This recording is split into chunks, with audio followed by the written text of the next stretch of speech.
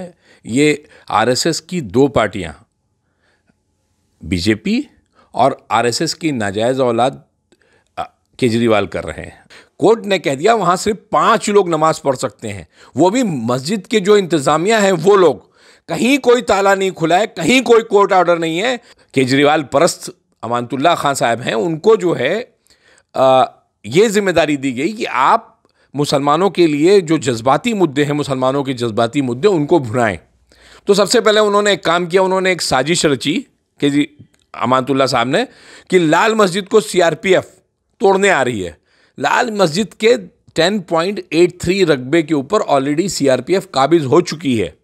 उन्होंने उतना बाकी हिस्सा जो है मस्जिद का हिस्सा, उसको फेंसिंग करके बड़ी बड़ी आयरन शील्ड लगा करके उसको अलग कर दिया। वहाँ पे कोई एसएचओ नहीं गया था, कोई कुछ नहीं गया था। उन्होंने झूठ बोला और वहाँ पहुँच करके इन्होंने अपनी पहले हवा बनाने की कोशिश की कि हमने सीआरपीएफ से मस्जिद को बचा लिया। मेरा सवाल है, अगर सीआरपीएफ से मस्जिद को बचा लिया तो कब्रिस्तान क्यों नहीं बचा पाए आप?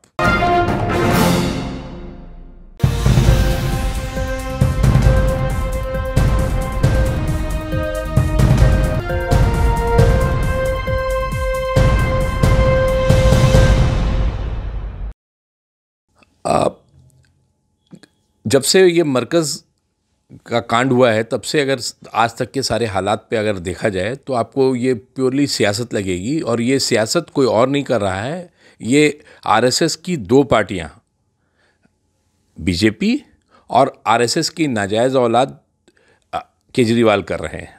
वजह मैं बता देता हूँ ये क्यों है। मुसलमान वोटों को एक हद तक किसी एक पाले में खींचने के लिए या फिर उन्हें बांटने के लिए, ये इन दोनों की मंशा यही है, और दोनों एक साथ मिल करके इसके ऊपर काम कर रहे हैं। सबसे पहले मैं ये बताना चाहूँगा ये आखिर कर क्यों रहे हैं। जब से केजरीवाल सरकार आई है तब से मरकज़ की जो कमेटी है उसमें मुदाखलत करने के लिए वक्फ बोर्ड के ज़रिए से कोशिश की जा रही थी, लेकिन चूंकि मरकज़ के लोग तैयार नहीं हो रहे थे तो जाहिर सी बात है कहीं आर्म ट्विस्टिंग होनी थी। तो आर्म ट्विस्टिंग का नतीजा ये निकला कि जब मरकज़ में 23 मार्च 2020 को कुछ लोग वहाँ पे रह गए तो उन्होंने जब पास मांगा तो उनको पास नहीं दिया गया, जबकि दिल्ली की सरकार थी और जो मरकज़ से जो राब्ते में शख्स था उसका नाम अमानतुल्लाह खान था, वक्फ बोर्ड के चेयरमैन थे, लेकिन फिर भी उन्होंने किसी भी तरीके की कोई मदद नहीं की। क्यों नहीं की मदद? क्योंकि एक मैसेज देना था मरकज़ के लोगों को कि अगर आप हमारी बात नहीं मानेंगे तो हम आपकी किसी तरीके से कोई नहीं करेंगे, जबकि ये उनका बुनियादी हक था। मरकज़ के लोग फंसे हुए थे, उन्हें अपने घर जाना था। दुनिया के तमाम लोगों को उस वक्त लॉकडाउन पास मिल रहा था, लोग जा रहे थे, लेकिन मरकज़ को मना किया गया और ये इस चीज़ को इकट्ठा किया गया। और सब जब सारी इनकी तैयारियां पूरी हो गई कि किस तरीके से मरकज़ को कोरोना का केंद्र, कोरोना जिहाद का केंद्र और इस तरह के तमाम जो जुमले आरएसएस उछालती है उनको जब उनके लिए हर तरीके की प्लानिंग कर ली गई, तब उसके बाद वहाँ पे उन्होंने मरकज़ लिबरेशन ऑपरेशन चलाया, जहाँ वो पुलिस लेके पहुँचे, डीटीसी की बसें लेके पहुँचे और दिखाया कि किस तरीके से मरकज़ में लोग छिपे हुए थे।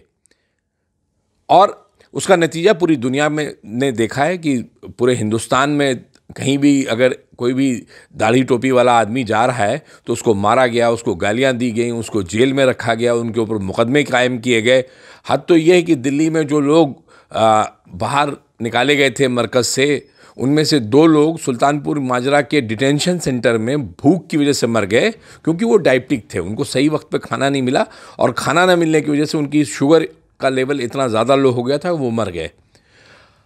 आज मैं आपको दूसरी चीज़ अब बताऊंगा कि उसके बाद से क्या हुआ। उसके बाद से इस मरकज़ मामले पे पूरी खामोशी रही, लेकिन मुसलमानों का गुस्सा जो इसी साल फरवरी इलेक्शन में दिखाई पड़ा केजरीवाल को, तो केजरीवाल ने कहा कि भाई कुछ करो, ऐसे काम नहीं चलेगा। तो आप मरकज़ की अगर अमानतुल्लाह खान की कई स्पीच देखेंगे तो जो चौहान बंगर में वो जाके देते थे तो वहाँ पे ये कहते थे कि भाई मरकज़ पे कोई ताला नहीं लगा है, बल्कि जो सीलमपुर के विधायक हैं अब्दुल रहमान, उन्होंने तो हद कर दी थी। उन्होंने पोस्टर छपवा करके पूरे इलाके में लगवाया था, मरकज़ पे नहीं लगा है ताला, झूठों का मुँह काला। मतलब मरकज़ पे नहीं लगा है ताला, झूठों का मुँह काला। अब मरकज पे तो ताला लगा था और ये पूरे हर मुसलमान के मुंह काला कर रहे थे। तो उसका नतीजा ये निकला, चौहान बंगर की आवाम ने इनको बेइंतहा बुरी तरह से हराया। उसके बाद अब चूंकि जाहिर बात है इतनी आसानी से हार मानने वालों में से केजरीवाल तो है नहीं, उन्होंने पूरी अपनी मीटिंग बुलाई, समीक्षा मीटिंग हुई। समीक्षा मीटिंग में ये तय हुआ कि भाई किसी भी तरीके से मुसलमानों के वोट को दोबारा आम आदमी पार्टी से जोड़ना है, वरना आम आदमी पार्टी कहीं की नहीं रहेगी। तो इस काम के लिए अलग अलग लोगों को अलग अलग जिम्मेदारी दी गई, जिसमें से हमारे जो सबसे होनहार, काबिल और केजरीवाल परस्त अमानतुल्लाह खान साहब हैं, उनको जो है ये जिम्मेदारी दी गई कि आप मुसलमानों के लिए जो जज्बाती मुद्दे हैं, मुसलमानों के जज्बाती मुद्दे, उनको भुनाएं। तो सबसे पहले उन्होंने एक काम किया, उन्होंने एक साजिश रची कि अमानतुल्लाह साहब ने, कि लाल मस्जिद को सीआरपीएफ तोड़ने आ रही है। लाल मस्जिद के 10.83 रकबे के ऊपर ऑलरेडी सीआरपीएफ काबिज हो चुकी है। उन्होंने उतना बाकी हिस्सा जो है मस्जिद का हिस्सा, उसको फेंसिंग करके बड़ी बड़ी आयरन शील्ड लगा करके उसको अलग कर दिया। वहाँ पे कोई एसएचओ नहीं गया था, कोई कुछ नहीं गया था। उन्होंने झूठ बोला और वहाँ पहुँच करके इन्होंने अपनी पहले हवा बनाने की कोशिश की कि हमने सीआरपीएफ से मस्जिद को बचा लिया। मेरा सवाल है, अगर सीआरपीएफ से मस्जिद को बचा लिया तो कब्रिस्तान क्यों नहीं बचा पाए आप? फिर उसके बाद दूसरे दिन उन्होंने क्या किया, उन्होंने एक स्वामी नित्यानंद के बारे में उन्होंने कहा कि हम जो इस मुल्क के कानून के ख़िलाफ़ बात कही, और बाद में वो उस अपनी बात से हट भी गए। लेकिन उससे एक काम हुआ ये कि जिस नित्यानंद को कोई नहीं जानता था, उसी नित्यानंद को उन्होंने एक हीरो बना दिया। और करना क्या था? करना ये था कि आपको अगर एफआईआर ही करानी थी तो आप एफआईआर कराते, आप अच्छे से अच्छा काबिल वकील इकट्ठा खड़ा करते, वकीलों की फौज खड़ी करते, और जिस तरीके से आप अपनी जमानतें कराते हैं उसी तरीके से उसको जेल में बंद कराते। लेकिन नहीं हुआ। अब उसके बाद चौहान बंगर इलेक्शन में इन्होंने फरवरी में कहा कि मैं जो है मरकज़ का ताला खुलवाने के लिए मैंने एक रिट पिटीशन लगाई है।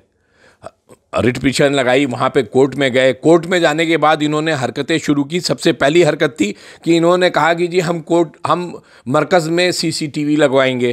भाई क्यों लगवाओगे सीसीटीवी? आप वक्फ बोर्ड के चेयरमैन हो, आप मरकज़ कमेटी में नहीं हो। मरकज़ कमेटी का ये डिसीजन होना चाहिए कि वो सीसीटीवी लगवाना चाहता है कि नहीं लगवाना चाहता है। और फिर किस मंदिर मस्जिद में, किस गुरुद्वारे में, किस गिरजाघर में आप बता दीजिए कि कहीं पर कोई सीसीटीवी प्रेमिसेस के अंदर लगा हो। बाहर लगा लीजिए आप, लेकिन उन्होंने अंदर लगवाया। पहली बात तो उन्होंने आनन फानन में अपनी तरफ से हाईकोर्ट को पेशकश की और पहुंच गए वहाँ पर। हाईकोर्ट ने कहा भी नहीं, वो खुद पहुंच गए वहाँ लगाने के लिए, क्योंकि वो बीजेपी और आरएसएस और केजरीवाल के एजेंडे में था कि यहाँ पे मरकज़ के ऊपर आप सीसीटीवी लगवाइए। एक चीज़। दूसरी चीज़, कोर्ट में आपने कहा, कोर्ट में केंद्र सरकार और दिल्ली पुलिस और केजरीवाल सरकार की कहती है कि 200 लोगों की वेरीफाइड लिस्ट हम जमा करेंगे कोर्ट के पास, जिनमें से 20 को एक वक्त की नमाज पढ़ने की परमिशन दी जाए। केजरीवाल को ये बात बहुत अच्छी तरह से पता था कि डीडीए में गाइडलाइंस ने अपनी गाइडलाइन को दोबारा इम्प्रूव किया और उसमें यह कहा गया है कि किसी भी ऐसे स्थल पे 5 से ज़्यादा लोग नमाज नहीं पढ़ सकते हैं। तो ये कोर्ट में ले जा करके उन्होंने एक केस दाखिल किया और उस केस में इन्होंने जा करके खुद मरकज़ के खिलाफ काम करते हुए उस केस को चौपट कर दिया। आज की तारीख में अब वो केस हाई कोर्ट से ख़त्म हो चुका है। कोर्ट ने कह दिया वहाँ सिर्फ 5 लोग नमाज पढ़ सकते हैं, वो भी मस्जिद के जो इंतज़ामिया हैं वो लोग। कहीं कोई ताला नहीं खुला है, कहीं कोई कोर्ट ऑर्डर नहीं है। अमानतुल्लाह खान ने जो अपनी सोशल मीडिया के ऊपर एंट्री में ऑर्डर 12 अप्रैल वाला डाला था, मैं उनको चैलेंज करता हूं कि 13 अप्रैल का जो ऑर्डर है जिसमें यह कहा गया है कि मरकज़ के इंतज़ामिया सिर्फ 5 लोग, वही लोग नमाज पढ़ेंगे और वही सिस्टम अपनाया जाएगा जो पिछले साल भर से अपनाया जा रहा था कि नमाज सिर्फ वही लोग पढ़ेंगे जो मरकज़ के इंतज़ामिया हैं। चाबी मरकज़ से लाई जाएगी, थाने से लाई जाएगी और नमाज के बाद वापस थाने में जमा कर दी जाएगी। दूसरी चीज, आपने किस हैसियत से मरकज में यह कहा कि आप जो हैं वहां पे नमाज जो है खोल दी गई है, मरकज खोल दिया गया है? आपने किस से लोगों को गुमराह करने की कोशिश की। आपको तो जनता से माफी मांगनी चाहिए कि आपने मरकज के ऊपर ताला लगवाया था। जब मरकज के लोग आपसे यह कह रहे थे कि आप हमें बस का पास दिला दीजिए, हम यहां से हटना चाहते हैं सारे लोग, उस वक्त आपने मदद नहीं की। उस वक्त आप केजरीवाल के पास नहीं गए। हो सकता है आप केजरीवाल के पास गए हो, लेकिन चूंकि केजरीवाल मरकज के इशू को बिगाड़ना चाहता था, मरकज को बंद करवाना चाहता था, मरकज पे ताला लगवाना चाहता था, मरकज के लोगों को अपने सामने झुकाना चाहता था, इसलिए शायद आपने उसकी बात मानी और आपने कोई मदद नहीं की। आज की तारीख में आप जहां चाहते हैं आपका एसडीएम आके खड़ा हो जाता है। क्यों नहीं एसडीएम को बुलाया उस दिन आपने? क्यों नहीं कहा कि तुम अभी इसी वक्त मरकज के लोगों को पास दो और मरकज के लोग यहां से फौरन जाए? 23 तारीख से लेकर और 30 तारीख के बीच में 8 दिन थे, लेकिन आपने ऐसा कुछ भी नहीं किया। यह आपकी गद्दारी थी कौम के साथ, यह आपने कौम के साथ धोखा किया है और आपने वो गलत काम किया है जिसका शायद आपको अंदाजा नहीं है। दूसरी चीज आपने अभी तक जो कुछ भी किया है, आपने सिर्फ इस मुद्दे को सियासत से जोड़ने की कोशिश की है। मैं आपके हाथ जोड़ता हूं कि अल्लाह के वास्ते आप हमारी किसी भी तंजीम के मामले में ना बोलें। आपने मरकज को सियासत का केंद्र बना दिया। जिस मरकज के एहतराम हर शख्स करता था, चाहे वो हिंदू हो, चाहे मुसलमान हो, चाहे ईसाई हो, कोई भी हो, जो एहतराम करता था, आज मरकज के बारे में उल्टी सीधी बातें कह रहे हैं। इसका जिम्मेदार सिर्फ केजरीवाल और अमातुल्लाह खान है, क्योंकि सिर्फ इन्हें ही जिम्मेदार इसलिए मानता हूं कि ये छिपे हुए दुश्मन हैं। इन्होंने साजिशें रच रच के मरकज को बंद कराया है और आज भी ये इसके ऊपर सियासत कर रहे हैं। अमातुल्लाह खान या तो माफी मांगे कि उन्होंने मरकज का ताला नहीं खुला है, वरना मैं मरकज के ताला खुलवाने की जो मैंने रिट पिटीशन हाई कोर्ट में की थी और सुप्रीम कोर्ट में की थी, मैं उसमें अमातुल्लाह खान के खिलाफ कंटेम्प्ट ऑफ कोर्ट जाऊंगा कि इन्होंने झूठी इंफॉर्मेशन दी, लोगों को बहकाया, बरगलाया और लोगों की जिंदगी को खतरे में डाला। अगर इस तरह की झूठी सियासत केजरीवाल की तरह करनी है, तुम्हें भी अपने बच्चों की कसम खा करके झूठी सियासत करनी है, तो अल्लाह के वास्ते बंद करो ये सब, वरना तुम्हारे ऊपर अल्लाह का जो अजाब आएगा तुम्हें शायद उसका इम्कान भी नहीं है। शुक्रिया। सभी अहम खबरों के लिए न्यूज़ MX को सब्सक्राइब करें, साथ ही बेल आइकॉन को जरूर दबाएं। लाइक, शेयर, कमेंट करना ना भूलें।